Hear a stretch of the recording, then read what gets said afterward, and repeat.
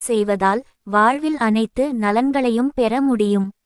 தெய்வங்களை நம்முடைய வீட்டிற்கே அழைத்து வரும் மாதமாக மார்கழி மாதம் திகழ்கிறது. மார்கழி மாதம் என்பது தெய்வ வழிபாட்டிற்குரிய சிறப்பான மாதங்களில் ஒன்று. காக்கும் கடவுளான பெருமாளே பகவத்கீதையில் மார்கழியை தனக்கு விருப்பமான மாதமாக கூறி உள்ளார். இந்த மாதத்தில் விஷ்ணு வழிபாடு மட்டுமின்றி சிவ வழிபாடு செய்வதும் மிக மிக சிறப்பானதாகும். மார்கழி மாதத்தில் அனைத்து வைணவ தலங்களிலும் அதிகாலையில் கோவில் நடைதிறக்கப்பட்டு வழக்கமாக பாடும் சுப்ரபாதத்திற்கு பதிலாக ஆண்டாளின் திருப்பாவை பாசுரங்களை பாடி திருப்பள்ளியெழுச்சி நடைபெறும்.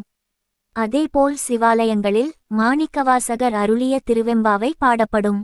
மார்கழி மாத சிறப்புகள். மார்கழி மாதம் தேவர்களின் விடியற்காலை பொழுது என்பதால் இந்த மாதத்தில் செய்யப்படும் வழிபாடுகளுக்கு சிறப்புகளும் பலன்களும் அதிகம். அதனால்